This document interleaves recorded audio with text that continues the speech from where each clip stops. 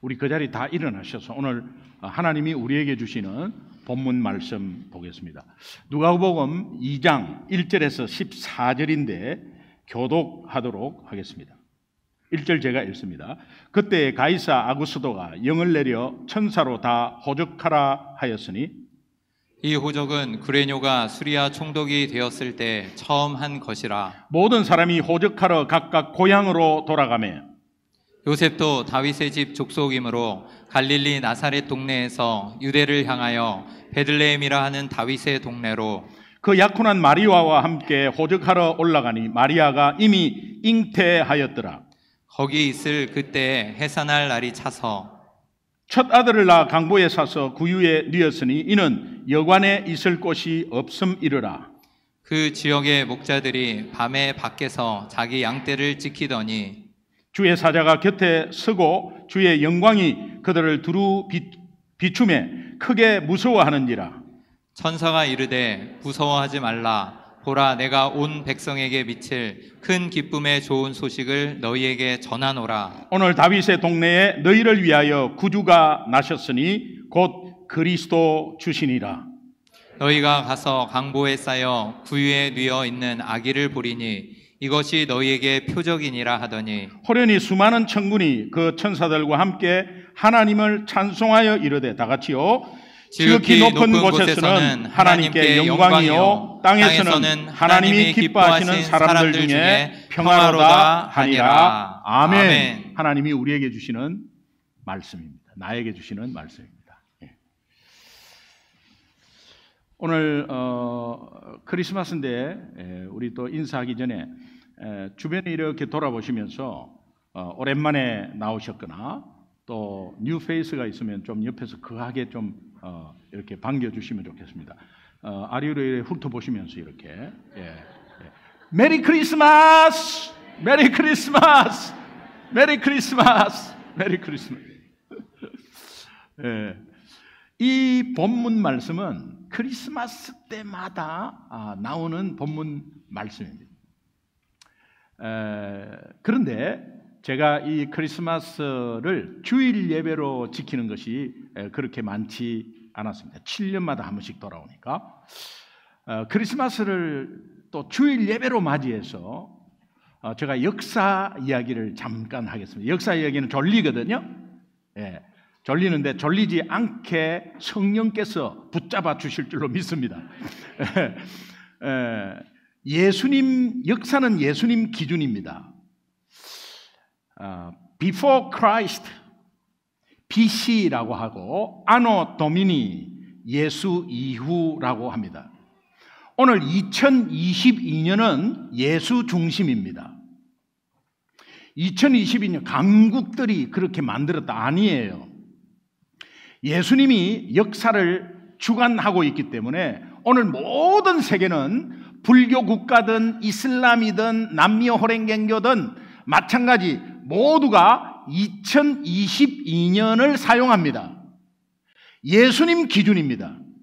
나는 이슬람이기 때문에 예수를 인정하지 않아. 나는 불교이기 때문에 예수를 인정하지 않아. 그래서 나는 불기를 사용할 거야. 4천 몇백 년 불기를 사용할 거야. 그러면 혼자 그렇게 사용하잖아요. 그러면 그 나라에서 아무것도 못해요. 만약에 그 나라가 불교 국가라서 우리는 불기, 부처님 오신 기준으로 4천 몇백 년 이렇게 시작한다면 모든 컴퓨터는 작동이 안 돼. 그리고 그 나라의 비행기는 절대 뜨지 못해. 예수님 기준으로 싫든 좋든 무조건 따라야 합니다. 2022년을 따라야 합니다. 2022년은 예수님 기준입니다. 따르기 싫습니까? 그러면 안 따라도 돼요. 그러면 혼자 사고 치는 거예요. 비행기 충돌하고 난리 나요. 2022년 왜 월드컵이라 그러냐? 예수 기준이기 때문에 카타르에서 월드컵이 2022년도 월드컵이 벌어진 거죠. 자, 예수 기준 이 역사는 예수 기준으로 돌아가요. 그래서 영어로 히스토리는 his story의 약자입니다. his story, his 예수 이야기입니다. 역사는 예수 이야기입니다. 그럼 예수 이야기 싫다, 나는 히스토리 영어를 역사라고 생각하지 않겠다, 그러면 혼자 그렇게 하세요.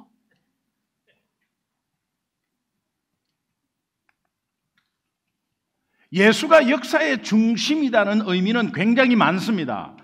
자, 우리 성경적으로 연결을 하면 구약과 신약의 공백기는 400년입니다. 말라기 선지자가 끝으로 이제 예언하고 나서 갑자기 마태복음에서 다윗과 예수 그리스도의 가문이, 자손이 쫙 나옵니다. 400년 동안에 무슨 일이 벌어졌는가? 역사는 분명히 말하고 있습니다. 성경은 그것을 공백기로 두었습니다. 바벨론이 바사에게, 바벨론은 지금의 이락입니다. 이라크. 바사는 이란이에요. 이라크와 이란은 옛날부터 싸웠어요. 그래서 이제 바벨론을 바사가 지배합니다. 그 지배 기간이 끝나면서 헬라가 등장합니다. 그리스죠. 마케도니아. 헬라가 등장합니다. 그리고 헬라가 바사를 먹어버려요. 세계 강국들의 흐름이죠. 그런 400년 기간 동안에 벌어지는 상황들이 막 요약을 하면 그렇습니다. 그런데 헬라를 지배하고 그 왕조를 세우고 쭉 가다가 이제 헬라를 지배하던 왕이 죽습니다. 살해를 당합니다. 살해를 당하니까 그 아들이 알렉산더라는 아들이 있었는데 20살이었어요. 20살입니다. 이 20살인데 이 알렉산더는 어릴 때부터 교육을 굉장히 잘 받았어요. 그래서 우리가 알고 있는 알렉산더의 티처, 알렉산더의 스승은 아리스토텔레스입니다. 아리스토텔레스에서 수학, 철학, 의학 이런 거 굉장히 잘 배웠습니다. 알렉산더는 아버지가 살해되어서 20세에 헬라 제국의 마케도니아의 왕이 됩니다. 그는 13년 동안의 재위 기간, 통치 기간을 통해서 페르시아, 이집트, 시리아, 인도까지 영토를 확장합니다. 굉장히 빠른 겁니다. 13년 동안에. 말을 들어보면 정복한 나라의 왕과 중직 대신들은 직접 칼로 목을 다 쳤답니다. 부하들 보는 앞에서. 그만큼 이 카리스마와 아주 굉장히 앞으로 밀고 나가는 그런 사람이었어요. 그 정복 전쟁 도중에 잠시 쉬고 있는데 그는 열병에 걸리고 맙니다. 열병은 우리가 여러 가지 이제 그 이야기가 있지만은 대략 조금 진실적인 것에는 말라리아에 걸렸다라고 말합니다. 그 강한 알렉산더 대왕이 모기 한 마리에 생명을 잃게 됩니다. 그는 33세, 20세의 왕이 되어서 33세 13년을 재위하고 갑자기 정복 전쟁 도중에서 죽기 때문에 그 밑에 부하가 4명이 다스리고 있었는데, 핵심 부하입니다. 4명이 다스리는데 이 부하가 4명이 통치가 갈라집니다. 그러니까 리더가 한 명이 안 정해진 거죠. 그래서 한 명은 프톨레미 이집트 쪽, 한 명은 마케도니아, 한 명은 시리아, 한 명은 셀루쿠스라는 동부 쪽으로 다 나누어져서 통치하다가 이집트를 중심으로 한 이 프톨레미가 주를 이루면서 헬라 세력의 중심이 되어버립니다. 헬라 세력의 중심, 이거는 역사적으로 다 있습니다. 역사에. 프톨레미 왕조가 마지막까지 300년을 지배하는데 그 마지막 왕이 클레오파트라입니다. 특히 이 왕조 기간에 구약 성경이 최초로 헬라어로 번역되면서 70인역이 이집트 프톨레미 왕조에서 만들어집니다. 희한하죠? 예수 믿는 사람이 아니고 하나님 믿는 사람이 아니에요. 그런데 프톨레미 왕조에서 보니까 이 디아스포라 이스라엘 민족들이 뭐 책을 읽고 있고, 그런데 이 책이 뭐냐? 구약 성경이었는데 굉장히 히브리어로 되어 있으니 궁금하잖아요. 그러니까 그 당시 헬라잖아요. 헬라. 그러니까 헬라어를 공용어로 쓰고 있었던 그 시대에 이거 무슨 이야기인지 한번 알아봐야 되겠다 해서 구약 신학들을 다 불러가지고 그것을 파헤칩니다. 이것이 하나님의 방법입니다. 그 당시에 영어로 공용어로 번역됐다 이렇게 생각하시면 돼요. 그러면 구약을 많은 사람이 알게 되었습니다. 이것이 프톨레미 왕조를 하나님이 사용하신 겁니다. 70인역이 만들어졌고, 헬라 문화의 대표적인 이 프톨레미 왕조가 로마의 시저에 의해서 정복당합니다. 아무리 강한 국가도 이 땅에 없습니다. 언젠가는 망하죠. 그런데 이 시저가 유럽을 정복하고 이제 로마를 통일하면서 이 이집트를 잡아먹게 됩니다. 헬라 제국을 거의 다 먹어버려요. 그런데 이 시저가 이집트를 잡아먹고 이제 그냥 그렇게 해서 가면 되는데, 이집트에 다 잡아먹는 정복당한 왕들은 다 사형시킵니다. 처형을 시킵니다. 그런데 이집트 프톨레미 마지막 왕조를 정복을 했는데 보니까 여왕이 있는데 그 여왕이 너무나 아름다운 거예요. 죽이기가 너무 아까워요. 항상 문제는 여자에게 있는 거예요. 부부싸움 누가 잘못이냐? 다 여자 잘못이에요. 뭐 우리 아이들이 있지만은, 네. 남자는 어린아이입니다. 예, 어린애예요. 남자는 다 어린애예요. 예, 그냥 그저 칭찬해주면 너무 좋아하고, 예, 아주 다루기가 쉬워. 예, 그런데 이 어린애하고 어른하고 싸우면 누구 잘못입니까? 어른 잘못이에요. 그래서 무조건 여자 잘못이에요. 그런데 이제 이 시저가 얼마나 파워 있고 지적인 사람인지 몰라요. 그런데 이 클레오파트라에 빠져버려요. 클레오파트라에 빠져버리니까 정치 잘 못하죠. 이 여자에 빠지니까 신경 쓰지 못한 거죠. 사랑에 빠집니다. 시저는 너무 사랑에 빠지니까 옆에 있던 경호대장이 로마를 굉장히 사랑하는 애국자야. 그래서 이러면 안 되는데, 그런데 너무 빠지니까 막 로마에 데려와고 자랑하고 막 그다음에 막 가진 거 자랑하고, 그다음에 또 이집트 가고 거기서 또 묶어 놀고 이렇게 하니까 그것도 계속 따라다니잖아요. 이 경호대장이. 시저는 경호를 사급 경호를 썼다고 합니다. 지금 북한의 김정은이가 사급 경호를 한다는데, 가장 근접 경호는 총을 다 차고 있죠. 그래서 경호실장 외에는 절대 근접 경호가 안 됩니다. 그 다음에 2겹. 2겹은 10m에 15m, 3겹은 50m 안에 이렇게 해서 쭉 경호를 하게 됩니다.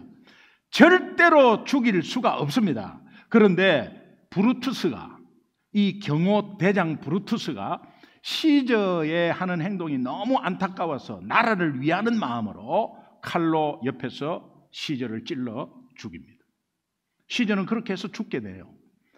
그런 가운데서 이 시저의 바로 밑에 직속부하, 시저하고 나이가 같습니다. 시저의 직속부하가 안토니우스라는 사람이 있습니다. 안토니우스는 시저하고 같은 나이예요. 그런데 바로 밑에 직속부하예요. 이 안토니우스가 시저가 죽으니까는 권력을 딱 잡으면서 시저를 죽인 브루투스를 죽입니다. 브루투스를 죽이고 나서 이제 자기가 권력을 쥐었는데 거기에 시저와 함께 놀아난 클레오파트라를 죽여야 되잖아요. 그런데 나이가 같고 자기가 부하 있을 때는 시저와 클레오파트라 둘이 있는 것에 대해서 굉장한 시기 질투를 했고, 내가 언젠가는 저 클레오파트라를 내 여자로 하리라 라는 생각을 하고 있었습니다. 그런 가운데서 마침 시저가 죽었잖아요. 그러니까 이 안토니우스가 클레오파트라를 접수합니다. 얼마나 아름다웠길래 막 시대가 바뀌면서 막 권력이 바뀌는데도 그 사람은 그대로 내려가요. 예. 그리고 뭐 아름다운 자체만으로 그랬겠어요. 굉장히 지적인 여성이고, 그 당시 4개국어를 마음껏 이야기했대. 그러니까 굉장히 뭐 그냥 뭐 요염하고도 똑똑했겠죠. 그러니까 벌써 안토니우스한테 벌써 뭐 어떻게 했겠죠. 로마 원로원은 가만히 생각하니까 안토니우스가 그렇게 또 되니까 이 견제 세력으로, 시저는 아들이 없었습니다. 근데 시저의 양아들 옥타비아누스라는 사람, 그때 20세 초반이에요. 옥타비아누스를 로마의 권력 중심에 내세웁니다. 안토니우스 견제 세력으로. 이를 못마땅하게 여긴 안토니우스는 이 클레오파트라와 함께 뭔가 제거해야 되겠다는 생각을 합니다. 그러나 옥타비아누스는 원로원의 지지를 받기 때문에 제거가 되지 않죠. 로마 정예군을 이끄는 아주 세력이 되어버렸어요. 그러니까 안토니우스와 클레오파트라 연합군이 이제 쟤를 좀 쳐야 되겠다라고 생각하고 있고, 옥타비아누스는 안토니우스를 제거해야 되겠다, 이렇게 서로 생각하고 있었습니다. 그럼 이제 전쟁이 붙는 거죠. 예. 그래서 안토니우스와 클레오파트라의 연합군이 일부는 이집트군이고 일부는 로마군이겠죠. 그래서 그 연합군이 엄청난 군단을 가지고, 그 다음에 또 옥타비아누스도 로마 정예군을 가지고 굉장히 큰 싸움을 한 것이 역사에 나오는 가장 큰 해전, 악티움 해전입니다. 악티움 해전에서 이제 안토니우스와 클레오파트라를 없앱니다. 옥타비아누스가 승리를 하게 됩니다. 그래서 안토니우스와 클레오파트라는 거기에서 죽습니다. 그리고 나서 이제 개선 장군으로 로마에 입성하게 되죠. 그런데 옥타비아누스가 이제 아버지 시저도 받지 못한 최초의 황제 칭호를 받게 됩니다. 그 황제 이름이 아우구스투스입니다. 로마의 최초 황제입니다. 아우구스투스입니다. 이 아우구스투스가 오늘 본문 2장, 누가복음 2장 1절에 나오는 아구스도입니다. 이게 이제 역사와 성경이 이어지는 시점이에요. 이 아구스도가 어떤 명령을 했습니까? 호적을 하라.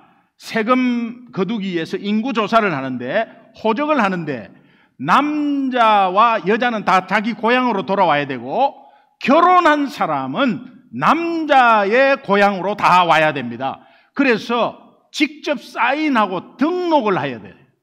직접 와야 됩니다. 그런데 이 황제의 명을 어기면 3일에서 일주일 사이에 지키지 않으면 극형에 처한다고 되어 있습니다. 그러니까 무조건 가야 합니다. 무조건. 황제 대관식에서 최초의 황제 칭호를 받고 나서 이 아우구스투스는 전체 지배 세력에 호적 명령을 내립니다. 이 호적 명령을 내리는 이 시점에 마리아는 만삭이 되어 있었습니다. 만삭이 되어 있어서 그 만삭을 이끌고 남편 요셉의 고향 베들레헴으로 갈 수밖에 없었습니다. 일주일 안에는 도착을 해야 돼요. 그런데 직선 코스 120km, 나사렛에서 베들레헴까지는 120km, 둘러서 길로 가면 135km 일주일 넘어 걸려요. 그런데 만삭이 된 여자가 나귀를 타고 이 가는데 중간에서 애를 놓을 수도 있고 중간에서 강도를 만날 수도 있고 여러 가지 상황이 많았습니다. 변수가 많았습니다. 그런데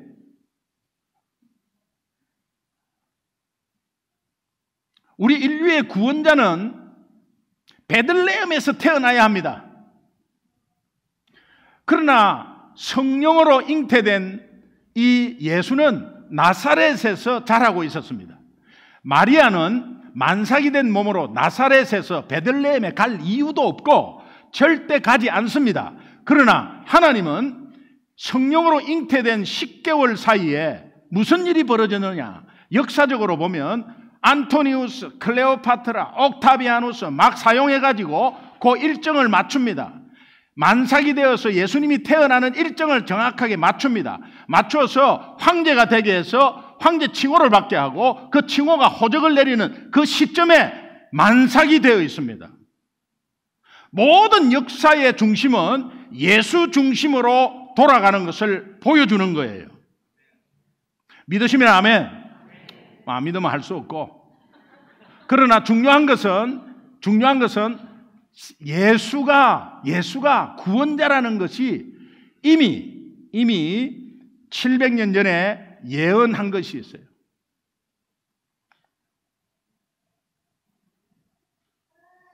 하나님께서 베들레헴에서 태어난다는 것이 이 메시아의 요건이었어요. 중간에 아무 사고 없이 요셉과 마리아는 베들레헴에 도착합니다. 그러나 그 아기 뵌 사람하고 같이 갔기 때문에 늦게 갔겠죠. 그러니까 일찍 간 사람들이 다 자리를 차지하고 있었어요. 그러니까는 여관이 없다고 돼 있죠. 묵을 숙소가 없는 거예요. 그러니까 그때 그 당시에 공용 주차장이 있었는데 그 공용 주차장은 마구간 같은 거예요. 그런데 공용 주차장이 나귀, 당나귀, 소, 말 이런 걸로 다 왔겠죠. 근데 그 세워놓을 때는 공용 주차장이 그 당시는 자연 동굴이었어요. 자연 동굴에 끌고 들어가서 다 거기에 놓는 거예요. 날씨는 춥고 그런 가운데서 아이는 오늘 내일 하고 머무를 곳은 없고 그러니까 동굴에 들어간 거예요. 동굴이 그게 공용 주차장이었어요. 마구간이라고 했는데 마구간 아니에요.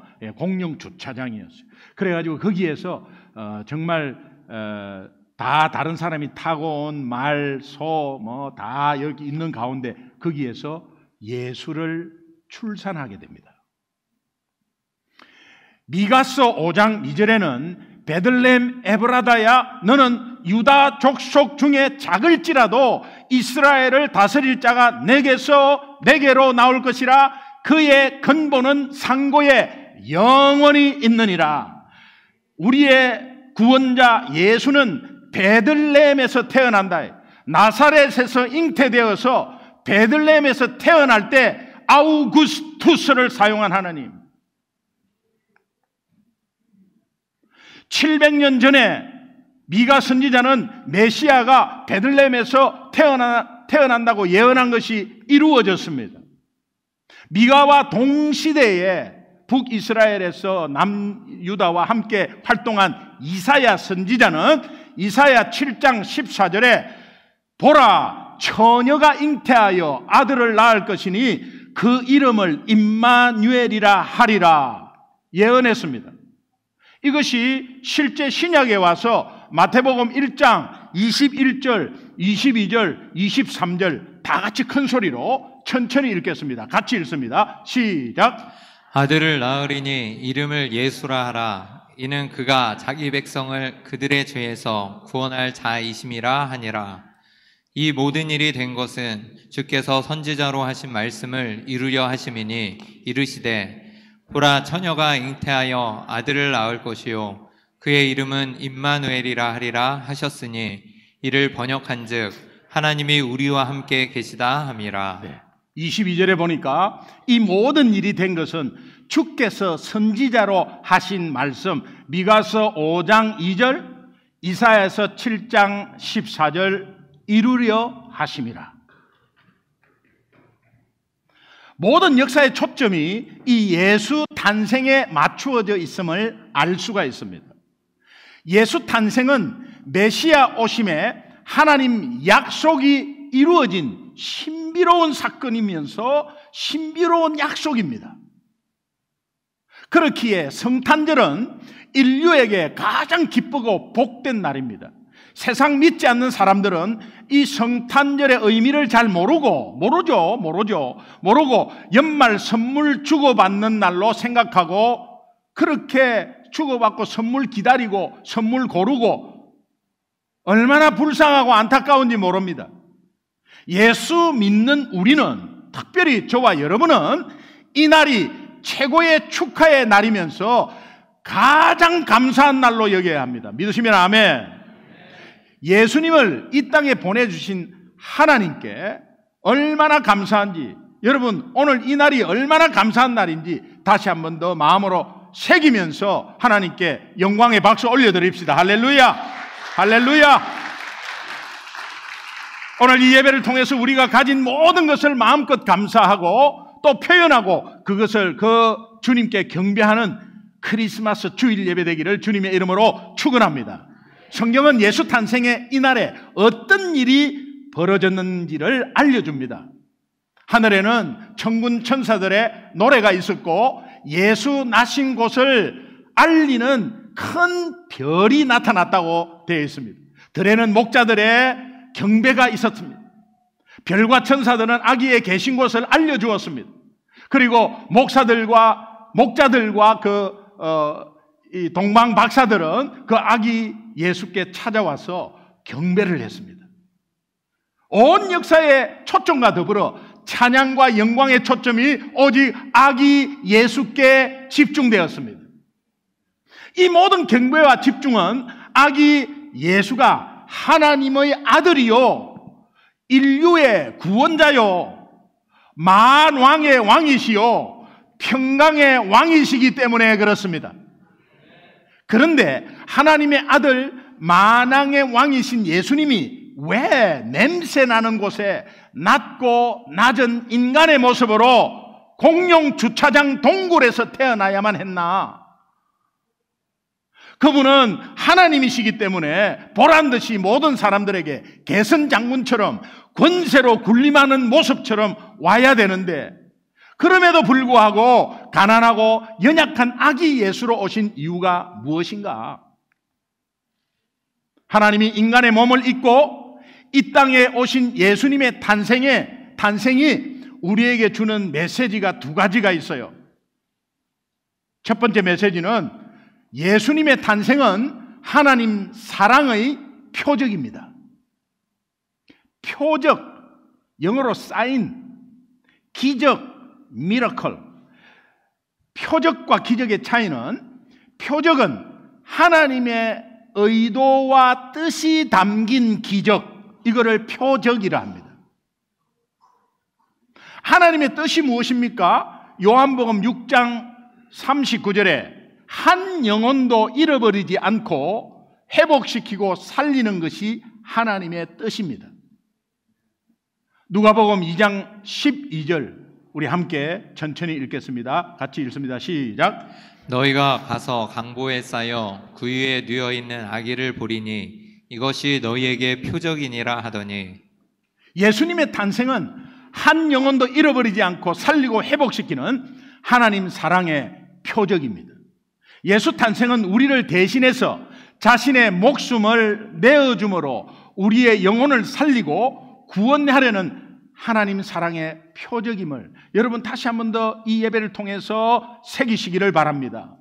하나님은 예수님이 인간의 대표로 와야 하기에 인간의 크레딧을 입고 10달 안에서 어머니 뱃속에서 자라야 인간이잖아요. 그러니까 그렇게 자라게 세상에 나오는 방법을 택했습니다. 남녀 관계에서 오면 죄가 있는 사람이 되니까 죄 없는, 흠 없는 어린 양으로 오기 위해서는 남녀 관계를 통하면 안 돼요. 하나님이 남자를 모르는 여자에게 천지를 창조하신 하나님이 성령으로 잉태를 해버렸어요. 잉태를 해서 뱃속에서 10달을 자라게 해야 인간의 대표의 크레딧이 있는 거예요. 인간의 대표로 와야 되고 인간의 모든 죄를 대신 짊어져야 할 분은 이 방법밖에는 없었습니다. 하나님의 지혜죠. 크레딧이 없는 예수 얼마나 많은데, 한국에서 자칭 예수라고 하는 사람 324명 지금까지. 최고 많대. 세계에서 최고 많대. 예, 내가 예수다, 내가 구원자다라고 갑자기 어른이 되어서 나타나가지고 내가 구원자, 크레딧이 하나도 없죠. 그런데 인간의 대표로 올라오면 인간이라야 돼요. 인간은 엄마 뱃속에서 10달을 채워야 돼요. 그러면 이게 어떻게 해서 태어나는가? 하나님이 성령으로 잉태하는 방법밖에는 없었어요. 유일하죠. 그리고 인간의 죄를 대신해서 생명을 내어줘야 하기에 죄 없는 인간으로 올 수 있는 유일한 방법은 하나님의 권능과 지혜로 동정녀에게 성령으로 잉태하는 방법밖에는 없었다는 거예요. 그렇기 때문에 예수 탄생은 참 인간으로, 참 하나님으로서의 구원자 자격을 완전히 갖추고 메시아로 이 땅에 오신 큰 기쁨의 좋은 소식이 되는 것입니다. 누가복음 2장 10절 한번 같이 읽겠습니다. 같이 시작. 천사가 이르되 무서워하지 말라. 보라, 내가 온 백성에게 미칠 큰 기쁨의 좋은 소식을 너희에게 전하노라. 온 백성에게 미칠 큰 기쁨의 좋은 소식. 그 밤에 목자들에게 임했던 예수 창생의 큰 기쁨의 좋은 소식이 단순히 목자들에게만 개인적으로 해당되는 기쁜 소식이 아니다. 다시 한번 우리의 복음은, 오늘 예수 탄생은 나에게만 큰 기쁨으로 좋은 소식이 아니라 이웃과 열방을 향해서 전하는 큰 기쁨의 소식이 되어야 한다. 어떤 큰 기쁨의 좋은 소식이냐? 11절 한번 같이 읽겠습니다. 천천히 시작. 오늘 다윗의 동네에 너희를 위하여 구주가 나셨으니 곧 그리스도 주시니라. 예수가 그리스도이기 때문입니다. 그리스도, 크라이스트, 그리스도, 그릭어입니다. 헬라어입니다. 이걸 히브리어 같은 말로 머사야, 메시아, 히브리어 같은 뜻입니다. 이거를 해석하면 기름 부음을 받은 자.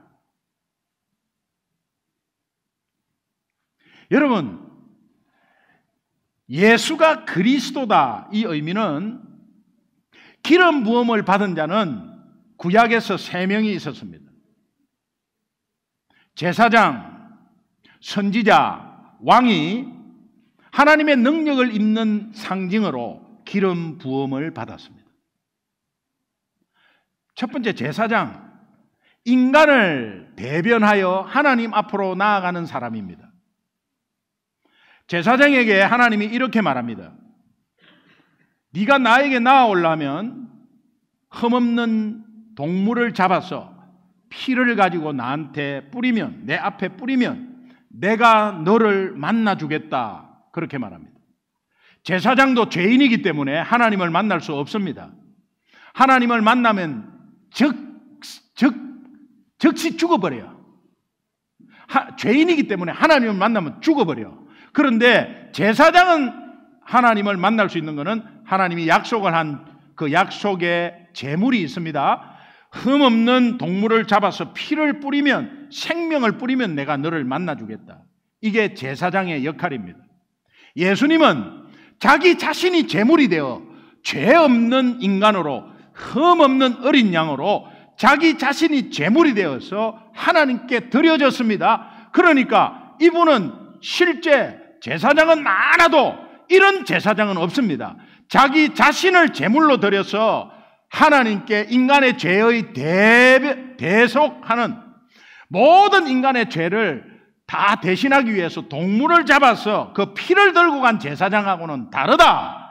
그러면서 내가 아예 내 생명을 드림으로, 내 피를 뿌림으로 하나님께 나아가는 제사장 유일합니다. 예수님입니다.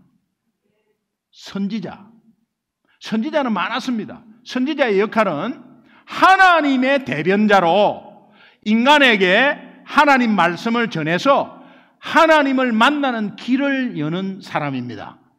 근데 예수님은 이 땅에 오셔서 죄로 하나님 떨어진 우리에게 자기 자신이 길이 되어버립니다. 그래서 하나님을 직접 우리를 만나게 자기 자신이 길이 되어버립니다. 그래서 나는 길이요, 생명이요, 나는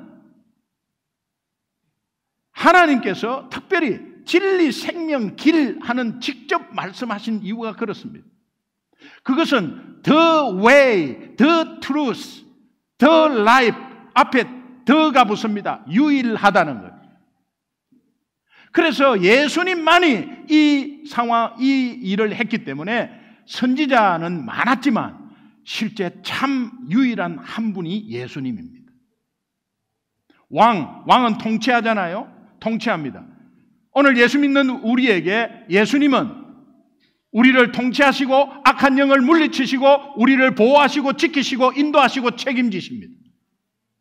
예수님이 그리스도라는 의미는 우리의 죄를 대신해서 제사장 역할을 하셨고 하나님을 만나는 유일한 길을 여신 선지자 역할을 하셨고 우리를 통치하시면서 안전하게 지키시고 보호하는 왕 역할을 하셨다. 선지자, 제사장, 선지자, 왕 세 가지 역할을 동시에 하신 분은 유일하게 예수님밖에 없다. 예수는 그리스도다.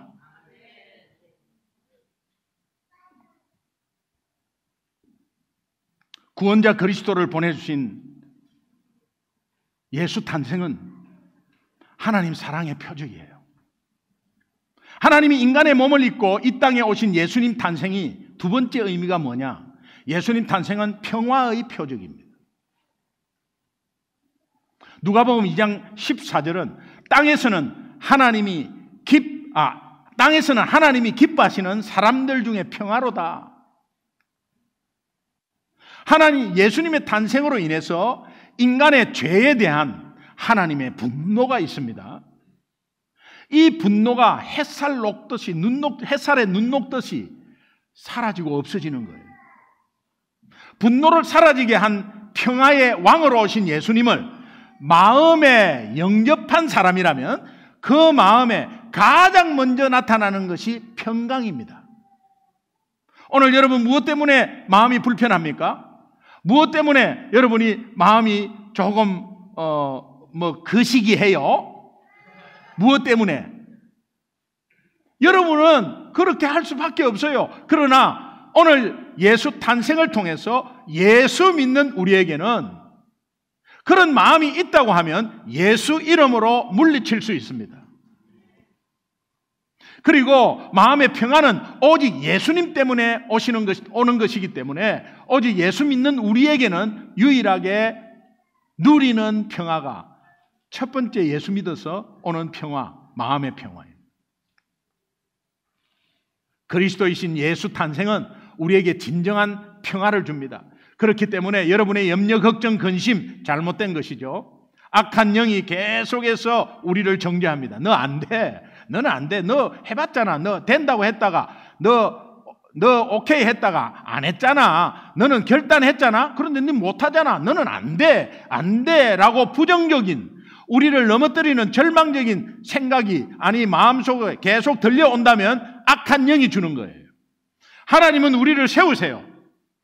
그리고 네가 부족해도 내가 부족한 것 때문에 이 땅에 내가 왔지 않냐? 네가 연약하고 부족하고 넘어지기 때문에 내가 너를 도와주러 이 땅에 왔지 않냐? 너를 살리러 왔지 않냐? 너를 구원하러 왔지 않냐? 평강의 왕으로 오신 예수님을 여러분 꼭 믿는다면 여러분 마음속에 평강이 있습니다. 없는 것 같습니까? 구름으로 잠시 가려져 있는데 그 구름은 거쳐져요. 속지 마세요. 그러므로 여러분은 마음의 불안과 염려와 두려움은 예수 이름으로 제거하고 예수 이름으로 물리칠 수 있고 그럴 때 진정한 안식과 평화를 누리고 살 수 있습니다. 저는 예수 이름의 권능으로 여러분께 선포합니다. 예수 이름의 권능으로 명하노니 평강이 있을지어다. 아멘. 악한 영은 물러갈지어다. 아멘. 하나님께서 오늘 이 시간에 여러분에게 분명히 역사할 줄 믿습니다. 예수 이름으로 우리가 명할 때에 하나님께서 역사하십니다. 베드로전서 5장 7절 말씀에 너희 염려를 다 일부 하지 말고 다 주께 맡겨버리라. 이는 그가 너희를 돌보심이라. 다 주께 맡겨버리라. 여러분이 염려하고 두려워하고 걱정하는 것은 예수 못 믿는 상황이야. 예수 믿는다 하면서 염려하고 걱정하는 것은 예수 못 믿는 상황이 되어버린다. 이때 사탄은 역사해버려요.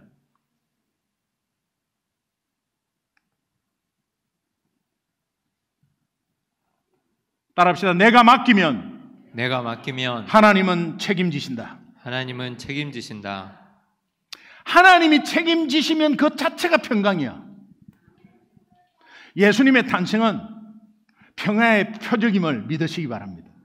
오늘 성탄절을 맞이한 우리는 이 두 가지, 예수님의 탄생이 하나님 사랑의 표적이요 또 평화의 표적임을 마음에 새기고 그 사랑과 평강을 누리는 여러분 되시기를 주님의 이름으로 축원합니다. 아멘. 이번 한 주간 한 해를 마무리하면서 예수님의 탄생의 의미를 표적으로 받아서 온 백성에게 미칠 기쁨의 좋은 소식에 하나님께 감사하고 그 기쁜 소식을 이웃에게 전하는 한 주간이 되기를 주님의 이름으로 축원합니다.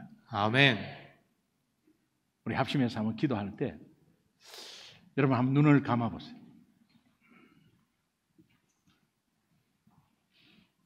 이 시간 여러분 마음의 문을 열기를 바라요. 특별히 유스 우리 청년부 지금부터 잘 들었어요. 눈 감고 들었어요. 계시록 3장 20절은 볼지어다 내가 문 밖에 서서 두드리노니 누구든지 내 음성을 듣고 마음의 문을 열면 내가 그에게로 들어가 그로 더불어 먹고 나는 그와 더불어 먹으리라. 오늘 이 여기에 하나님의 은혜가 충만해요. 근데 여러분이 마음을 문을 닫고 있으면은 은혜는 없습니다. 그러나 마음문이 조금 열리면 쑥 들어가요. 압력밥솥을 꽉 닫았는데 태평양 바다에 던졌습니다. 절대 물 안 들어갑니다. 그러나 그 많은 태평양 바다의 물도 압력밥솥이 조금만 열리면 그냥 들어갑니다.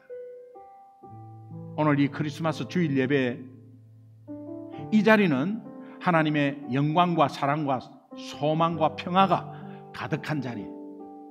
이 시간 여러분의 마음을 조금만 열어보십시오. 여러분의 삶에 예수 탄생의 표적이 역사하실 것입니다. 본문 통해서 예수 탄생이 구약에서 약속한 구원자 메시아 예수 그리스도를 이 땅에 오셔서 이 땅에 보내셔서 성경 말씀을 이루신 사건이라고 말합니다. 또한 예수 탄생이 하나님 사랑의 표적이요 평화의 표적이라고 말씀합니다. 그렇다면 나도 이 예수님 믿고 하나님 자녀 되어서 하나님이 주시는 구원과 더불어 이 사랑과 평강을 소유하고 누리는 자 되기를 원합니다.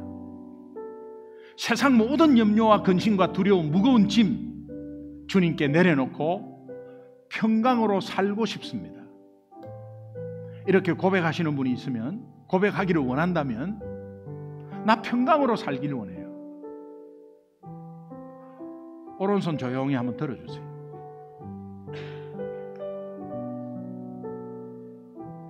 잠깐 들고 계세요. 요한복음 1장 12절에 영접하는 자 곧 그 이름을 믿는 자들에게 하나님의 자녀된 권세를 주셨다. 저 예수 믿고 하나님 자녀 되기를 원해요. 저 예수 믿고 염려와 근심과 두려움이 없어지기를 원합니다. 내 인생의 짐을 예수님께 맡기기를 원합니다. 주님이 주시는 사랑과 평화를 소유하고 누리기를 원합니다. 이렇게 원하시는 분 오른손 조용히 들어주세요. 이 시간은 한 해를 마무리하면서 하나님께 재다짐하는 시간이에요. 손 높이 한번 들어주세요. 손 높이 드신 분, 제하고 한번 기도를 따라 하는데, 리마인드 하는, 리마인드. 다시 한번 고백하는 거예요. 내 마음에 새기는 겁니다. 기도 한번 크게 따라합시다. 하나님 아버지, 하나님 아버지, 저는 죄인입니다. 저는 죄인입니다. 예수님이 나의 죄 때문에, 예수님이 나의 죄 때문에 십자가에서 고통당하시고 십자가에서 고통당하시고 생명을 바치시고 생명을 바치시고 3일 만에 부활한 것을 믿습니다. 3일 만에 부활한 것을 믿습니다. 이것을 믿음으로 이것을 믿음으로 나의 죄가 완전히 없어졌음을 믿습니다. 완전히 없어졌음을 믿습니다. 이제 예수님은 나의 삶의 주인으로 구원자로 내 마음속에 새기며 고백합니다. 성령으로 오셔서 나의 삶을 책임져 주옵소서. 예수님 이름으로 기도합니다. 네, 손 내리십시오. 제가 기도하겠습니다. 하나님 감사합니다. 예수 탄생의 이 크리스마스 예배, 주일 예배를 통해서 예수님 다시 마음에 새겼습니다. 또 마음으로 고백했습니다. 또 새롭게 영접하신 분도 있습니다. 하나님, 우리의 삶을 예수님께 맡길 때 책임지는 역사가 있게 하여 주옵소서. 예수 탄생이 선물 주고받는 날이 아니라 하나님의 사랑의 표적이요 평화의 표적임을 알고 사랑과 평화가 온 인류에 다 퍼져나가는 귀한 날 되게 하여 주옵소서. 우리 삶에 이것이 적용되어 나아가는 우리의 신앙 되게 하여 주옵소서. 감사하며 예수님의 이름으로 간절히 축복하고 기도합니다. 아멘.